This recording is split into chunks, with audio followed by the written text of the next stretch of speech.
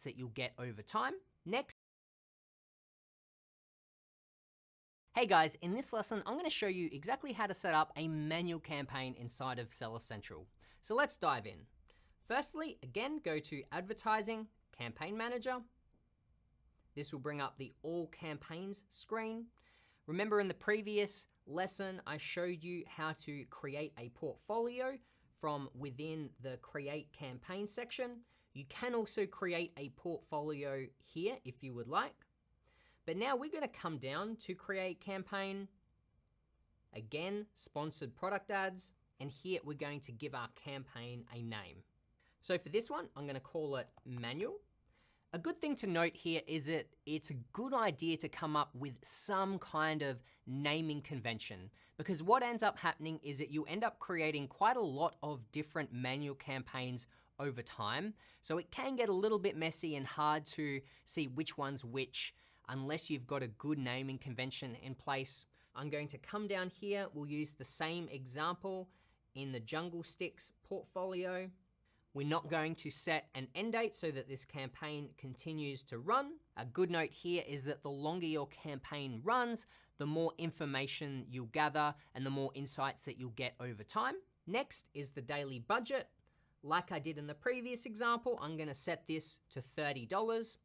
A good thing to keep an eye on here is to see whether you're running out of budget throughout the day. If you see that only a few hours into the day, you've run out of budget, that may be a good time to consider upping your budget so that your ads are running consistently throughout the day. This time round, we're going to come down to manual targeting. And now we'll go on to the next section. Again, we're going to choose our bidding strategy, whether that's fixed bids, which means it'll go up to a maximum, or choosing dynamic bids down only or up and down. I'm going to leave it at dynamic bids down only for this example. In this section, we're now going to create an ad group. This is where ad groups will make a little bit more sense. So within each campaign, you can create multiple ad groups.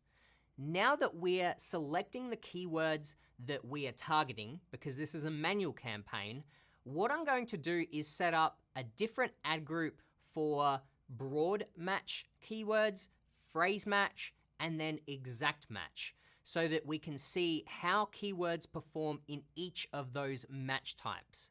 What often happens is that keywords will perform better in one or the other of these match types. It'll make more sense as we go through it. So in this particular ad group, I'm going to name it broad. Now we're going to come down to choosing our product. Let me scroll down, find the Jungle Sticks. Again, I recommend only selecting one product here or one variation. You'll see that up above, we've got our Jungle Snugs, which is our baby hooded towels. We've got multiple variations here. So in this instance, it's one product, but multiple variations. I would only recommend selecting one variation at a time. This is really handy because then you can start to see how well the blue version compares to the pink and vice versa. Let's scroll down. Now this is where we can choose either keyword or product targeting. Keyword targeting is what I'm going to show you today, but let me briefly explain product targeting. If we scroll down, it now gives us the option of either targeting an entire category, in this example, barbecue forks, or we can target individual products. So right now, Amazon is suggesting some similar listings to ours. The reason that you would do this is you might want to be targeting a competitor's listing. Let me show you an example. Here's a competitor's listing that we could choose to target. And now if we were to target this particular listing, here is a spot that our ad could appear. A good reason to do this is if you've got a more enticing offering than your competitor. Perhaps you've got a better price for the same product. This product is a little bit different to these bamboo marshmallow sticks, but imagine these guys are priced at $32 and then this guy down here is priced at $20. So if I'm looking to purchase bamboo marshmallow sticks, I might be on this page and then I notice this ad here, with a very similar or the same product, but for a lower price. And so that's one really great way to use these ads, or one very effective way is to target products that are higher priced than you. Another strategy here would be to target products that you offer more value than. For instance, you might be offering a bundle, whereas you're targeting a product that is just the individual product. So let's say they're only offering 10 marshmallow sticks in one pack, and then for a very similar price or comparable price, you're offering a 20 pack or a 50 pack.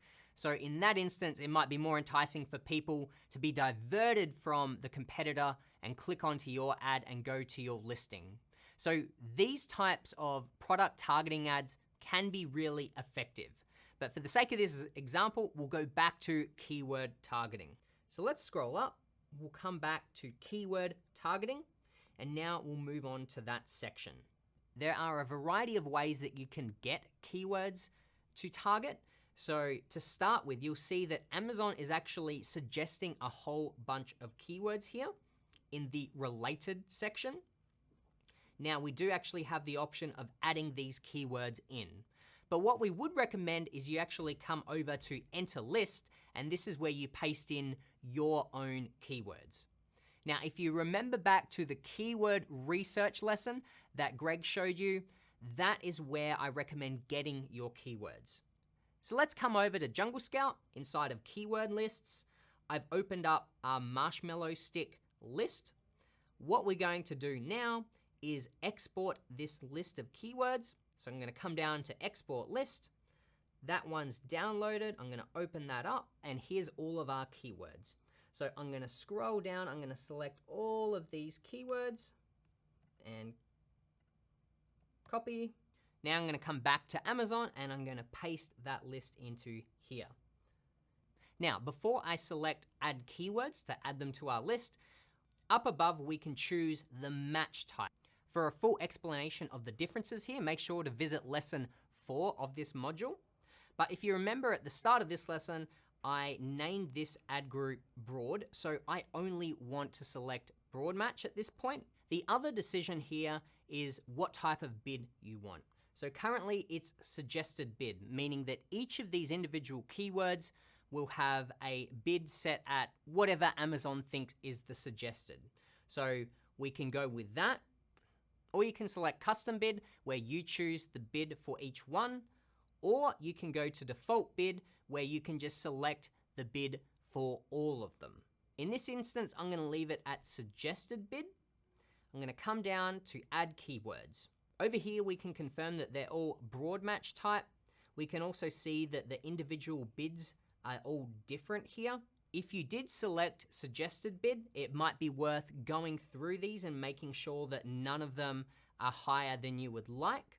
For instance, there might be some of these like this where you might say I'd be more comfortable either using the default bid or just setting it to something lower. But keep in mind that is Amazon's suggested bid, which means that if it is a little bit higher, it's likely because that's a more competitive keyword and you might need to bid a little bit higher in order to get exposure on that one. So go through, double check these if you would like. After that, you've got the option again for negative keyword targeting. This section is optional, but an example here might be a competitor's brand name. If people are searching for a specific brand and your ad appears, they might be less likely to click on it, or if they do click on it thinking that it's this other brand, they may not purchase. So it could be a good idea to add in competitors' brand names here to avoid targeting those particular keywords. After this section, you can come down to either save as draft if you'd like to come back later to do some edits before you launch it, or come across to launch campaign. So you'll see that there are a few more steps when compared to an auto campaign, but when you break it down, it's still very straightforward. Now that you've launched your campaign, come back to the All Campaigns screen. Remember, I only set up one ad group for broad match types, and I mentioned that you would then go on to perhaps set up a phrase or exact match.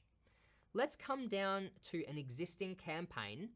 So let's say this was my campaign here. I open that one up. in this particular example, I've already set up a broad match and a phrase match type. But for example, if I wanted to add an additional ad group, this is now where I would do it. The steps are exactly the same. I would just navigate inside of the campaign and click Create Ad Group.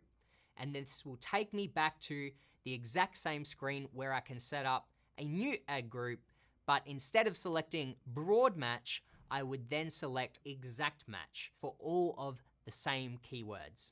Now, the other thing that I just wanted to talk about for a moment is campaign structure or the hierarchy, because I know that can get a little bit confusing. So the very first level that you have here is portfolio. As a general rule of thumb, this is just your product, okay? Inside of your portfolio, this one product, you might now have multiple campaigns. This might include one automatic campaign, and then possibly you might have several different manual campaigns. The way I like to differentiate manual campaigns is by the keyword lists that they use. So each campaign would have its own set of keywords. Now, within that campaign, you can have multiple ad groups. The purpose of having these ad groups is to assign the match type, whether that be broad, phrase, or exact match.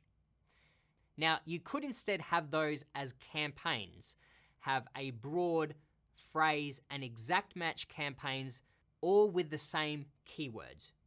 You could have it on that level, but it can get very messy, so often people will make those ad groups within a campaign. So high level, each campaign is a different set of keywords, and then inside of that, you're testing those keywords in a broad match versus a phrase match and exact match type. So hopefully that makes it a little bit easier to understand. In the next lesson, we'll go more into strategy and how you might want to set up these campaigns. I'll see you there.